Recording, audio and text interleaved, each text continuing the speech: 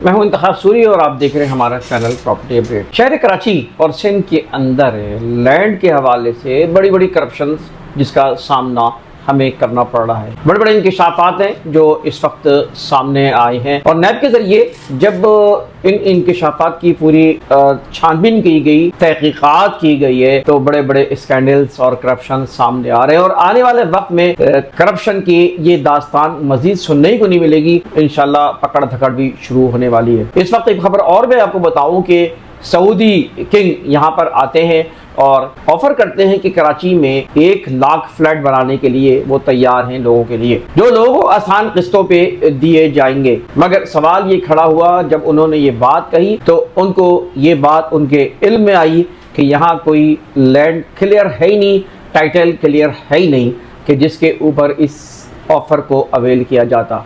आपको ये बात सुनकर हैरत होगी कि 1947 से आज तक ज़मीन का कोई ऑक्शन नहीं किया गया।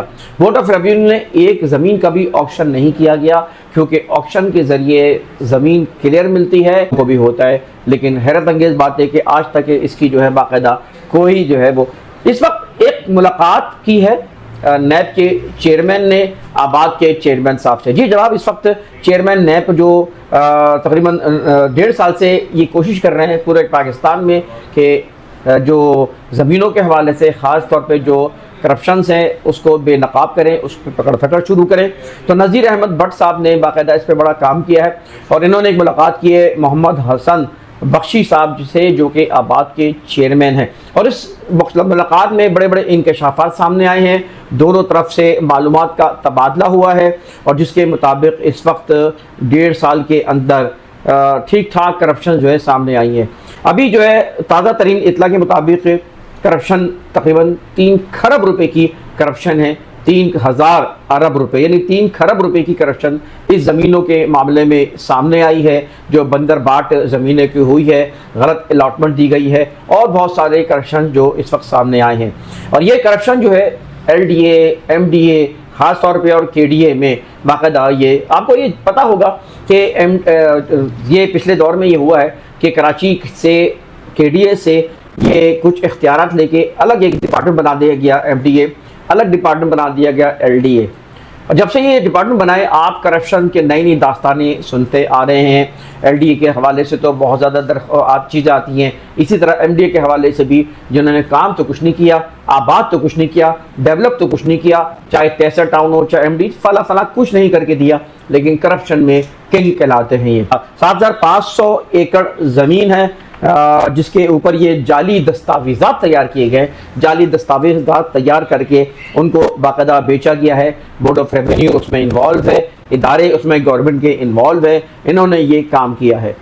पिछले दिनों CM के अंडर में बाकायदा एक रिपोर्ट तैयार की गई और 1 लाख इमारतों का डाटा जमा किया गया जो तामीरात हुई हैं पिछले अरसे में। अब 1 लाख में से 85,000 इमारतें जो है वो हैं जो कि बदउन्वान कह लें या गैर कानूनी, यानी गैर कानूनी ये करार दे दी गई हैं। जब नैब ने मामलात की छानबीन शुरू की, तहकीकात शुरू की है और इसके बाद इधर उधर भागना शुरू किया, तो इसमें बहुत से अफसरान ऐसे हैं, बहुत से लोग ऐसे हैं जो कि जिनको बाकायदा वो जहाज़ पे निकल गए थे, सवार हो गए थे, उनको ऑफलोड किया गया है। अभी गिरफ्तारी तो नहीं हुई, लेकिन आगे इम्कानात हैं कि लोगों को गिरफ्तारियां की जाएं। अब क्या मामला होता है आगे चल के, आप ये सब समझते हैं कि कौन कौन से हाथ, खुफिया हाथ आ जाते हैं, कौन कौन सी क़ुव्वतें ताकत आ जाती हैं जो आड़े आ जाती हैं। लेकिन अल्लाह करे ऐसा ना हो और ये एक मजबूत हाथ पड़े और इन लोगों को जिन्होंने हमें और आपको नोच लिया है, खा लिया है, हम सबको गरीब और मुतवस्सित तबका बना दिया है और ये इनके पेट हैं कि बड़े के बड़े हो जा रहे हैं। और करप्शन करप्शन करप्शन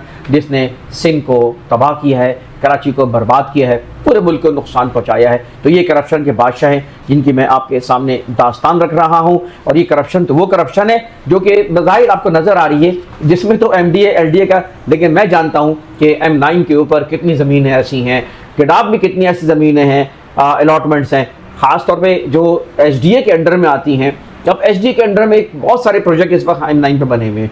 अब आप सोच लें कि अलॉटमेंट्स होता ये है कि अलॉटमेंट बैकडेट में दी जाती है, ज़मीन पे कब्जा किया जाता है, सरकार की ज़मीन नाक्लास होती है, उसके ऊपर कब्जा करके बैकडेट में कागजात तैयार किए जाते हैं। इस तरह खरबों रुपए की आमदनी एक हो रही होती है और आप सब जानते हैं कौन लोग किनको इनका फ़ायदा पहुँच रहा होता है। तो पूरी इन ज़मीनों के ज़रिए जो आप नज़र आ रहा है करप्शन, जो पैसा नज़र आ रहा है, ना सिर्फ अगर ये ईमानदारी से काम हो रहा होता, गवर्नमेंट इसको सही सी इस ईमानदारी से करे, तो ये पैसा जो करप्शन में चला गया है 3000 अरब रुपए, और बहुत से तो ऐसे जिसके मैंने बताया एसडीए का रिकॉर्ड है ही नहीं, तो न सिर्फ पाकिस्तान का कर्जा उतर आता, पाकिस्तान एक खुशहाल मुल्क हो जाता, मगर जो हाल है आपके सामने है। ये हुआ है कि डेटा एंट्री कोशिश की गई है, कंप्यूटराइज किया जा रहा है, इस पर काफ़ी मेहनत हो रही है और ये अल्लाह करे कंप्यूटराइज हो जाए, जिसमें जो है बाकायदा जो है रुकावटें डाली जा रही हैं के लिए। अब आप इससे अंदाज़ा लगा लें, कोर्ट के ज़रिए बाकायदा ब्लॉक एंट्रीज कराई गई हैं, तकरीबन जो है